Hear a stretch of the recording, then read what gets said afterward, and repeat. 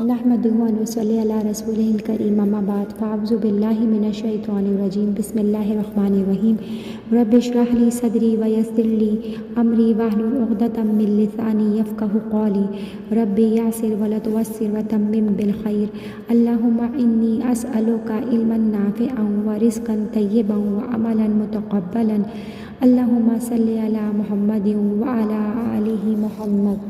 پارہ نمبر 5 والمحسنات۔ یہ پورا پارہ سورہ نساء پر مشتمل ہے۔ آیت نمبر 24۔ پہلے سے جاہلیت کی رسمیں چلی آ رہی تھیں۔ ان میں سے ایک رسم یہ تھی، بعض حرام عورتوں سے نکاح کر لیا کرتے تھے، مثلاً اپنی سوتیلی ماں سے ایک بہن کے نکاح میں ہوتے ہوئے دوسری بہن سے اس کی مناسبت سے دوسری محرمات کا بھی ذکر آ گیا، اور دوسرا وہ لوگ لے کر پالنے کے بیٹے کی بیوی سے نکاح کرنے کو حرام سمجھتے تھے۔ اس سلسلے میں بعض ان عورتوں کی خلوت کو بھی بیان کیا گیا جن میں مسلمانوں کو شبہ ہوا تھا، مثلاً باندھ جو مسلمانوں کے قبضے میں آ گئی ہوں اور اس کا پہلا شوہر قید میں ہو۔ اسی کے ساتھ نکاح کے شرائط اور اس کے متعلقات مہر کا بھی ذکر آ گیا۔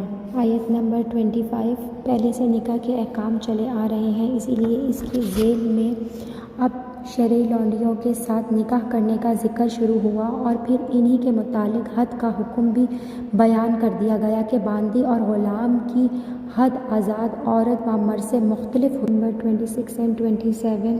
ان آیتوں میں اللہ تعالیٰ اپنا انعام و احسان بتلاتے ہیں، اور یہ کہ ان احکام کی رعایت میں تمہارے ہی منافع کی اصلاح کی رعایت رکھی گئی ہے، اگرچہ تم اس کی تفصیل کو نہ سمجھو۔ پھر اس کے ساتھ ہی ان احکام پر عمل کرنے کی ترغیب ہے، اور گمراہ کے ناپاک ارادوں پر بھی تنبیہ کیا گیا کہ یہ لوگ تمہارے خلاف ہیں جو تمہیں مستقیم راستے سے بھٹکانا چاہتے ہیں۔ نمبر 29 اور 30 میں ہے، سورہ نساء میں تمام انسانوں کا ایک باپ سے پیدا ہونا اور سب کا ایک رشتہ میں جکڑے رہنا بیان فرما کر عام انسانوں کے حقوق کی حفاظت اور ان کی ادائیگی کی طرف اشارہ فرمایا۔ پھر یتیموں اور عورتوں کی تفصیلی بیان آیا۔ پھر میراث کے احکام کا بیان ہوا، جس میں یتیموں عورتوں کے علاوہ دوسرے رشتہ داروں کے حقوق کی ادائیگی کی بھی تاکید آئی۔ اس کے بعد نکاح کے احکام آئے کہ کس عورت سے نکاح حلال ہے، کس سے حرام، کیونکہ نکاح ایک ایسا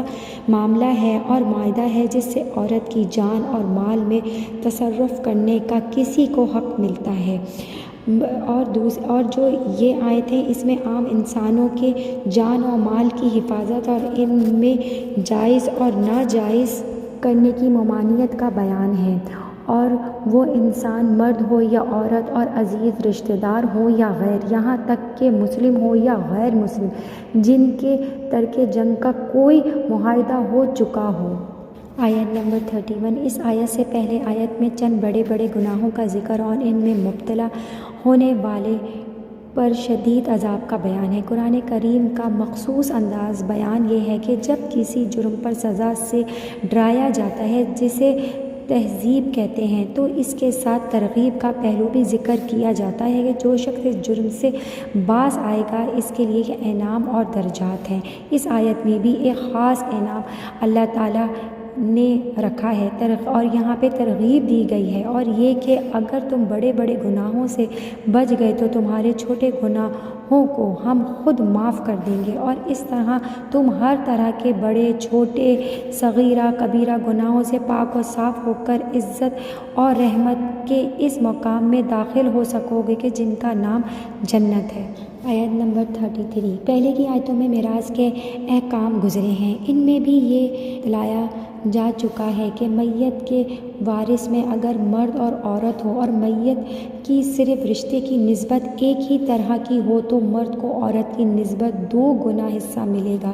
اسی طرح کے اور فضائل بھی مردوں کے ثابت ہیں۔ حضرت امام سلمہ رضی اللہ تعالیٰ عنہ نے اس پر ایک دفعہ حضور اکرم صلی اللہ علیہ وآلہ وسلم سے عرض کیا کہ ہم کو آدھی میراث ملتی ہے، اور بھی فلاں فلاں فرق ہم میں اور مردوں میں ہے۔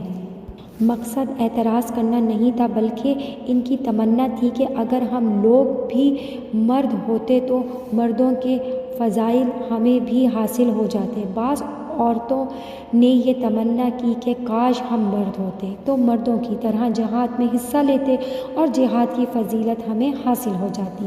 ایک عورت نے حضور صلی اللہ علیہ وآلہ وسلم سے عرض کیا، مرد کو میراث میں 2 گنا حصہ ملتا ہے اور عورت کی شہادت بھی مرد سے نصف ہے، تو کیا ہم کو عبادت اور ثواب میں بھی نصف ہی ملے گا، مطلب آدھا؟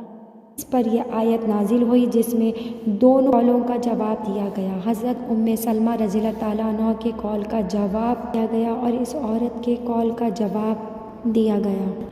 34 اور 35 عورت کے متعلق جو احکام گزر چکے ہیں ان میں ان کے حق تلفی کی ممانعت بھی آئی ہے۔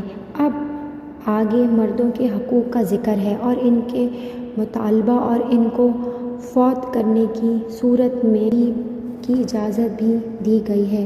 حقوق میں اختلاف واقع ہونے کی صورت میں اس کی حقوق ادا کرنے والوں کی فضیلت بھی آئی ہے۔ اس کے ساتھ ہی اس بات کی بھی تصدیق ہے کہ مردوں کا درجہ عورتوں سے بڑھا ہوا ہے۔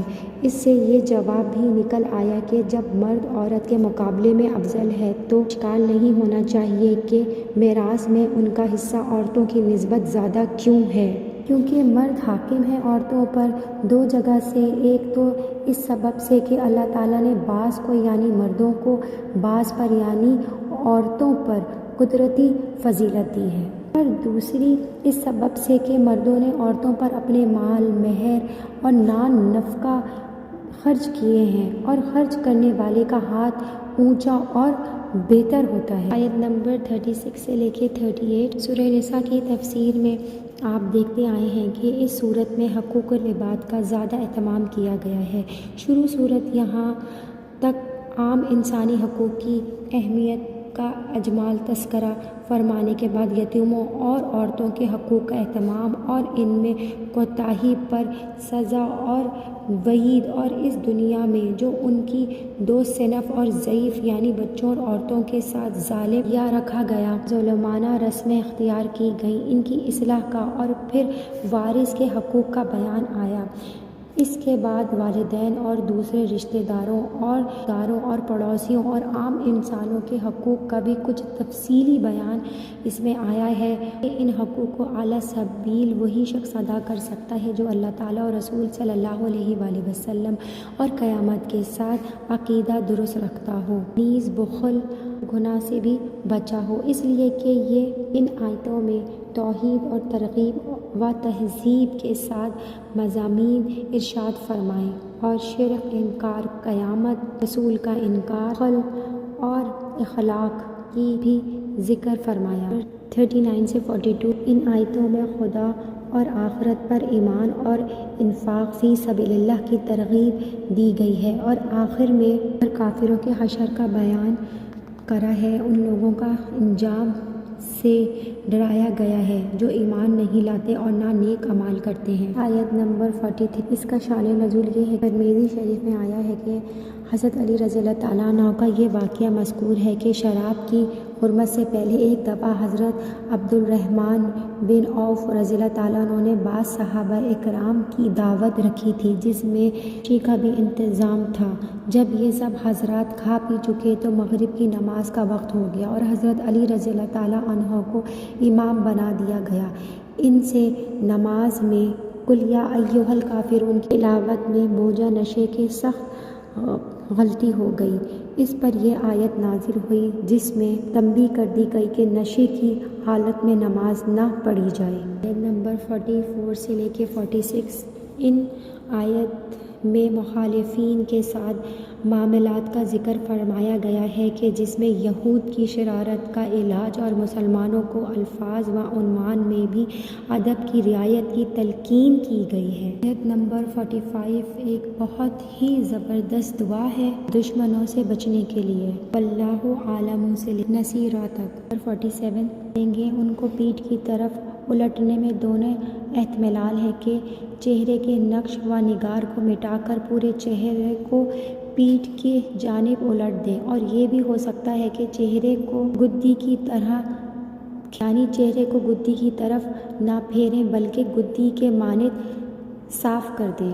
یہاں یہ سوال پیدا ہوتا ہے کہ بعض نے کہا کہ یہ عذاب قیامت سے قبل یہود پر ہوگا، بعض نے کہا یہ عذاب اس لیے واقع نہیں ہوا کہ ان میں سے بعض لوگ ایمان لے آئے تھے۔ 48 سے لے کے 50 شرک کی تعریف اور اس کی چند صورتیں۔ اللہ تعالیٰ کی ذات اور صفات کے بارے میں جو عقائد ہیں، اس طرح کا کوئی عقیدہ کسی مخلوق کے لیے رکھنا یہ شرک ہے، اور اس کی تفصیل یہ ہے کہ علم میں شریک ٹھہرانا، یعنی کسی بزرگ یا پیر کے ساتھ یہ عقیدہ رکھنا کہ ہمارے سب حال کی اس کو ہر وقت خبر ہے۔ نجومی پامسٹ اور جو پنڈت جو غیب کی خبر دیں، دریافت کرنا یا کسی بزرگ کے کلام میں فعال دیکھنا، اس کو یقینی سمجھنا یا کسی کو دور سے پکارنا اور یہ سمجھنا کہ اس کو خبر ہو گئی، یا کسی کے نام کا دروازہ رکھنا۔ نمبر 2، کسی کو نفع یا نقصان کا مختار سمجھنا، کسی سے مراد مانگنا، روزی اور اولاد مانگنا۔ اور تیسرا یہ کہ عبادت میں شریک ٹھہرانا، کسی کو سجدہ کرنا، کسی کے نام کا جانور چھوڑنا، میوے کچھ چادر چڑھانا، کسی کے نام کی منت مانگنا، کسی کی قبر یا مکان کا طواف کرنا، خدا کے حکم کے مقابلے میں کسی دوسرے کے قول یا رسم کو ترجیح دینا، کسی کے روبرو رکوع کی طرح جھکنا، کسی کے نام پر جانور ذبح کرنا، دنیا کے کاروبار کو ستاروں کے اندر ان کو سمجھنا اور کسی مہینوں کو منحوس سمجھنا، یہ سب اس کے اندر آ جاتا ہے۔ اور یہ کہ اپنی مدح سرائی سے اپنے آپ کو پاکی کا دعویٰ کرنا جائز نہیں۔ آیت نمبر 51 اور 52، اس آیت کے اندر 2 الفاظ آئے ہیں، الجبت اور الطاغوت کا ذکر کیا گیا ہے، اور ان سے مراد ہے کہ مفسرین کے اس بارے میں متعدد اقوال ہیں۔ حضرت ابن عباس ابن بیر رضی اللہ تعالیٰ عنہم فرماتے ہیں کہ جبت حبشی لغت میں ساحر کو کہتے ہیں، طاغوت سے مراد کاہان ہے۔ عمر رضی اللہ تعالیٰ عنہ فرماتے ہیں کہ جبت سے مراد ساحر ہے اور طاغوت سے مراد شیطان ہے۔ مالک بن انس رضی اللہ تعالیٰ عنہ سے منقول ہے کہ اللہ کے سوا جن چیزوں کی عبادت کی جاتی ہے ان سب کو طاغوت کہا جاتا ہے۔ آیت نمبر 53 سے 55، یہودیوں کی حسد کرنے پر شدید مذمت۔ اللہ تعالیٰ نے نبی کریم صلی اللہ علیہ وآلہ وسلم کو جو علم و فضل اور جلال عطا کیا تھا، اس پر یہودی جلتے تھے۔ اللہ تعالیٰ نے آیت نمبر 53 اور 54 میں ان کے اسی حسد اور بغض کی شدید مذمت کی ہے، اور 2 وجہیں بیان کی ہیں۔ ایک وجہ آیت نمبر 53 میں بیان کی ہے اور دوسری آیت نمبر 4 میں بیان کی گئی ہے، لیکن دونوں کا مطلب 56 اور 57 حضرت معاذ رضی اللہ تعالیٰ عنہ کی تفسیر کے اندر ہے کہ وہ فرماتے ہیں کہ جب ان کی کھال جل چکے گی تو اس کو تبدیل کیا جائے گا، اور یہ کام اتنی سرعت سے ہوگا کہ 1 ساعت میں 100 مرتبہ کھال تبدیل کی جائے گی۔ بے شک جو لوگ ہماری آیت اور ان کے حکم کے منکر ہیں، ہم ان کو عنقریب ایک سخت آگ میں داخل کریں گے، اور جن لوگوں نے نیک کام کیا ان کو نیک بیویاں ملیں گی۔ ازواج مطہرات کی تفسیر کے اندر ہے، حاکم نے ابو سعد خدری رضی اللہ تعالیٰ عنہ سے نقل کیا ہے کہ رسول اللہ صلی اللہ علیہ وآلہ وسلم نے فرمایا کہ جنت کی عورتیں پاک ہوں گی، یعنی وہ حیض، بو سے بہنے والی قدورت سے پاک ہوں گی۔ حضرت مجاہد رحمۃ اللہ نے بیان کیا ہے کہ چیزوں پر اضافہ کرتے ہوئے فرمایا کہ وہ بچے پیدا کرنے اور ناپاک نطفے سے بھی پاک ہوں گی۔ آیت نمبر 58 اور 59، اس آیت کا شان نزول یہ ہے کہ پہلی آیت کے نزول کا یہ خاص واقعہ یہ ہے کہ کعبے کی خدمت اسلام سے پہلے بھی بڑی عزت سمجھی جاتی تھی، اور جو لوگ بیت اللہ کی کسی خاص خدمت کے لیے منتخب ہوتے تھے وہ پوری قوم میں معزز معتبر مانے جاتے تھے۔ اسی لیے بیت اللہ کی مختلف خدمتیں مختلف لوگوں کو تقسیم کی جاتی تھی۔ زمانہ جاہلیت سے ایام حج میں حجاج کو زمزم کا پانی پلانے کی خدمت حضرت صلی اللہ علیہ وآلہ وسلم کے محترم حضرت عباس رضی اللہ تعالیٰ عنہ کے سرپرست تھی۔ اسی طرح اور بعض خدمتیں حضرت صلی اللہ علیہ وآلہ وسلم کے دوسرے چچا ابو طالب کے سرپرست تھیں۔ اسی طرح بیت اللہ کی کنجی رکھنا اور مقرر ایام میں کھولنا بند کرنا، اس عثمان بن طلحہ رضی اللہ تعالیٰ عنہ سے متعلق تھا۔ نمبر 60 سے 64 پہلی آیت میں تمام معاملات میں اللہ اور اس کے رسول صلی اللہ علیہ وآلہ وسلم کے احکام کی طرف رجوع کرنے کا حکم ہے۔ اگلی ان آیت سے خلاف شروع قوانین کی طرف رجوع کرنے کی مذمت بیان کی گئی ہے۔ 65 پھر قسم ہے آپ صلی اللہ علیہ وسلم کے رب کی، یہ لوگ جو صرف زبانی ایمان ظاہر کرتے پھرتے ہیں ایماندار نہ ہوں گے جب تک یہ بات نہ ہو کہ ان کے آپس میں جو جھگڑے واقع ہوئے ہیں ان میں لوگ آپ صلی اللہ علیہ وسلم سے اور آپ صلی اللہ علیہ وسلم نہ ہوں تو آپ صلی اللہ علیہ وسلم کی شریعت سے فیصلہ کروا دیں۔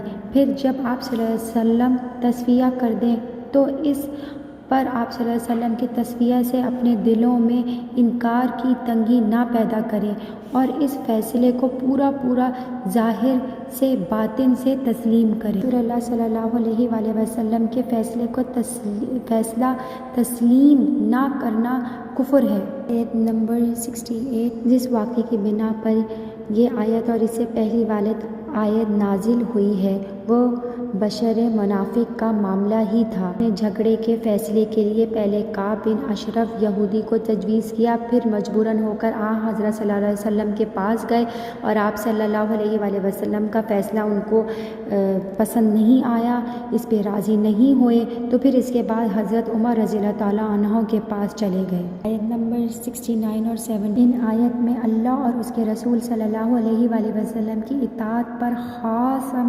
اجر عظیم کا وعدہ تھا اور جنت کے درجات اعمال کے اعتبار سے ہوں گے۔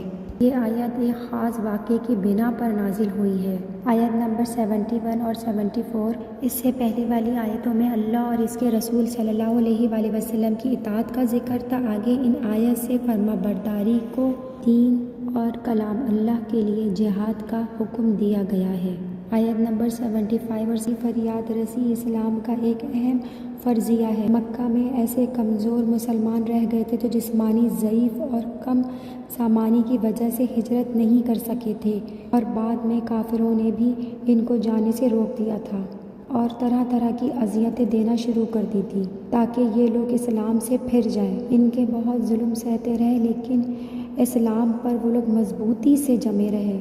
اس آیت میں مومنوں نے اللہ تعالیٰ سے دو چیزوں کی درخواست کی تھی کہ ایک ہمیں یہاں سے نکلیں مطلب مکے سے نکلیں اور دوسری یہ کہ ہمارے لیے کوئی ناصر مددگار بھیجے اور اللہ تعالیٰ نے ان کی یہ دونوں باتیں قبول فرمائیں۔ اور آیت نمبر 75 بہت ہی جامع دعا ہے اور جو لوگ پھنسے ہوئے ہیں ظالموں کی قید میں تو وہ یہ دعا ضرور پڑھیں۔ آیت نمبر 81 یہاں کچھ منافقین کا کردار واضح کیا گیا ہے کہ جو رات کو آپ صلی اللہ علیہ وسلم کے ساتھ مشورے میں شریک ہوتے اور بعد میں کچھ اور چیزیں تجویز کرنے لگتے تاکہ مسلمان میں افراتفری پھیلائی جائے۔ آیت نمبر 84 لیڈر اپنے اعمال کے ذریعے قیادت کرتا ہے، کام کر کے دکھاتا ہے۔ آیت نمبر 85 رسول اللہ صلی اللہ علیہ وآلہ وسلم نے فرمایا نیکی کی طرف بلانے والا بھی ایسا ہی ہے جیسے اس کا کرنے والا، خیر کے کاموں میں بھی حصہ لیں اور دوسروں کو بھی ابھاریں۔ آیت نمبر 86 سلام پھیلانا سلامتی ہے۔ سلام کے فائدے: سلام مغفرت کو واجب کرنے والا عمل ہے، آپس میں محبت بڑھانے کا ذریعہ ہے تو اس لیے سلام کو عام کریں۔ آیت نمبر 87 ہم سب کشا موت کی طرف بڑھ رہے ہیں اور قیامت کا دن حقیقت ہے جہاں ہم سب کو حساب دینا ہے۔ آیت نمبر 92 غلطی سے قتل کرنے کا کفارہ: 2 ماہ کے لگاتار روزے رکھنا مومن کی جان کی اللہ کی نگاہ میں بڑی قدر ہے۔ اب قتل معمولی بات، انسانی جان بہت معمولی ہو گئی ہے۔ آیت نمبر 93 رسول اللہ صلی اللہ علیہ وآلہ وسلم نے فرمایا ایک مسلمان کی ہر چیز دوسرے مسلمان پر حرام ہے، اس کا مال، اس کا خون، اس کی عزت و آبرو۔ اگر تم آسمانوں اور زمین والوں کسی مومن کے قتل میں شریک ہو تو اللہ ان سب کو جہنم میں دھکیل دے گا۔ نمبر 95، کام کا کرنا اور نہ کرنا، محنت کرنا اور نہ کرنا، وقت لگانا اور نہ لگانا، مال لگانا اور نہ لگانا ایک جیسا نہیں ہو سکتا۔ دنیا میں تو آگے جانے کے مسلسل کوشش کرتے ہیں، لیکن آخرت میں آگے جانے کے لیے کوشش کیوں نہیں کرتے؟ آیت نمبر 96، اس آیت میں ہجرت کی فضیلت بتائی گئی ہے۔ ایک وہ ہجرت تھی جس میں لوگوں نے رسول اللہ صلی اللہ علیہ وآلہ وسلم کے ساتھ ہجرت کی۔ ہجرت کی ایک اور صورت بھی ہے۔ رسول اللہ صلی اللہ علیہ وآلہ وسلم نے فرمایا، مہاجر وہ ہے جو اللہ کے منع کی ہوئی چیزوں کو چھوڑ دے۔ ایک اور جگہ پر آتا ہے کہ آپ صلی اللہ علیہ وآلہ وسلم سے پوچھا گیا کہ کون سی ہجرت افضل ہے؟ آپ نے فرمایا، ایسے شخص کی جو اللہ کے حرام کردہ امور کو چھوڑ دے، غلط زندگیوں کو چھوڑ دے، غلط کاموں کو چھوڑ دے، غلط عادتوں کو چھوڑ دے۔ آیت نمبر 101، جنگ کے علاوہ امن کے سفر میں بھی نماز کو قصر کرنے کی اجازت ہے۔ نبی کریم صلی اللہ علیہ وآلہ وسلم سفر میں روزہ رکھتے تھے اور چھوڑ بھی دیتے تھے اور فرض کی 2 رکعت نماز پڑھتے تھے۔ آیت نمبر 102، صلاۃ الخوف کا طریقہ اس آیت میں بتایا جا رہا ہے۔ سیکھنے کی بات یہ ہے کہ تمام حالات میں انسان کو تیار ہر طرح کے حالات کا سامنا کرنے کے لیے رہنا چاہیے، یہاں تک کہ حالات نماز میں بھی۔ اس آیت میں نماز کی اہمیت کا بھی پتہ چلتا ہے کہ وقت کی پابندی کے ساتھ نماز ادا کرو، چاہے دشمن سر پر کھڑا ہو۔ آیت نمبر 103، سفر میں بھی وقت کی پابندی ضروری ہے۔ یہ نہیں کہ ساری نمازیں رات کو اکٹھی پڑھ لی جائیں، میں 2 نمازیں جمع بھی کر سکتے ہیں، ظہر اور عصر، مغرب اور عصر، فجر الگ پڑھی جائے گی، اور نبی کریم صلی اللہ علیہ وآلہ وسلم فجر کی سنتیں بھی پڑھا کرتے تھے۔ نمبر 104 میں آخرت کا ذکر ہے کہ ہمیں سنجیدگی کے ساتھ آخرت کے لیے محنت کرنی چاہیے۔ آیت نمبر 109، اپنی قوم یا خاندان، دوست، ان کا ناحق ساتھ نہیں دینا چاہیے، چاہے آپ کے وہ اپنے ہوں، ان سے آپ بہت محبت کرتے ہوں، لیکن آپ ان کا ناحق ساتھ نہیں دے سکتے۔ آیت نمبر 110، رسول اللہ صلی اللہ علیہ وآلہ وسلم نے فرمایا، جو مسلمان کوئی گناہ کر بیٹھے پھر وضو کرے، اس کے بعد 2 رکعت نماز پڑھے اور اللہ تعالیٰ سے اپنے اس گناہ کی معافی مانگے تو اللہ تعالیٰ اس کے گناہ کو یقیناً معاف کر دے گا۔ اللہ سے پوری امید کے ساتھ بخشش مانگنی چاہیے اور توبہ کرنی چاہیے۔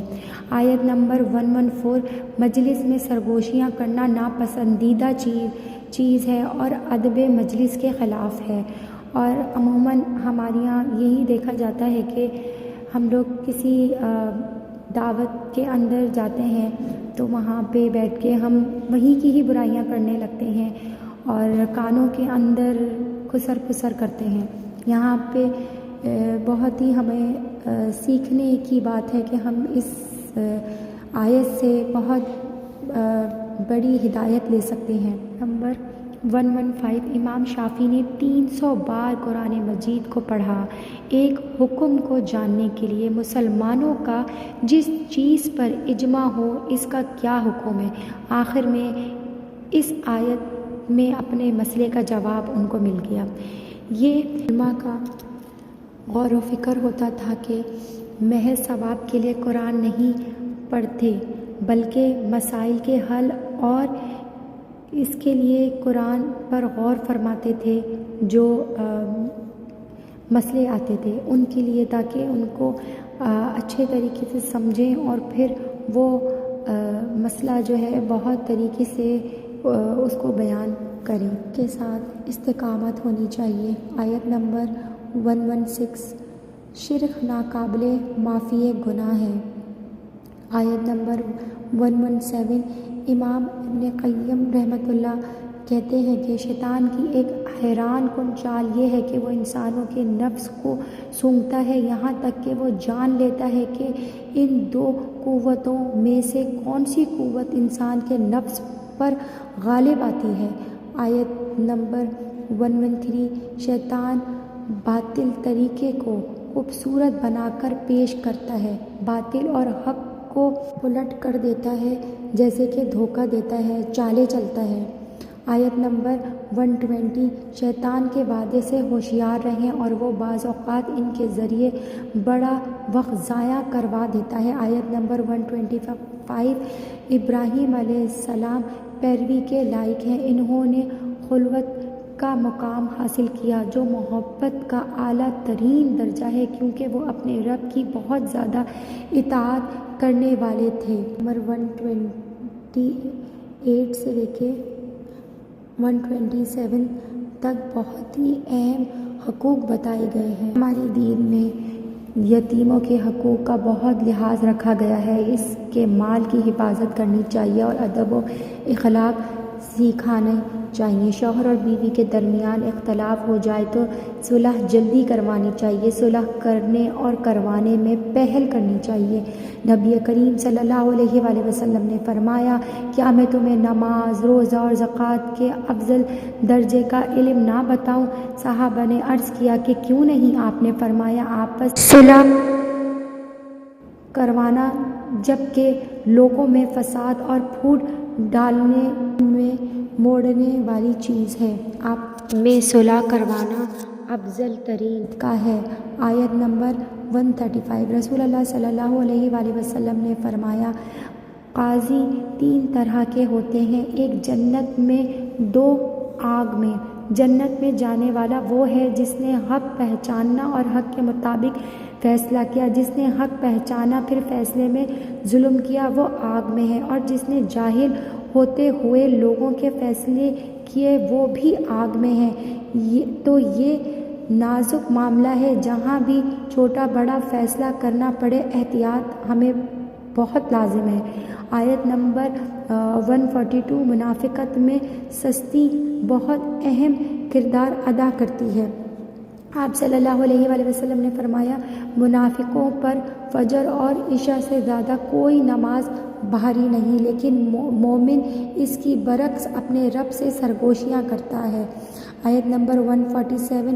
یہاں اللہ تعالیٰ نے شکر و ایمان سے پہلے ذکر کیا، کیونکہ بندہ نعمتوں کو دیکھ کر شکر ادا کرتا ہے، پھر اس ہستی کو پہچانتا ہے جس نے انعام کیا، پھر شکر ایمان کا سبب بن جاتا ہے، پھر ایمان کے ساتھ شکر نعمتوں میں اضافہ لے آتا ہے، شکر گزار عذاب سے بچا لیتا ہے۔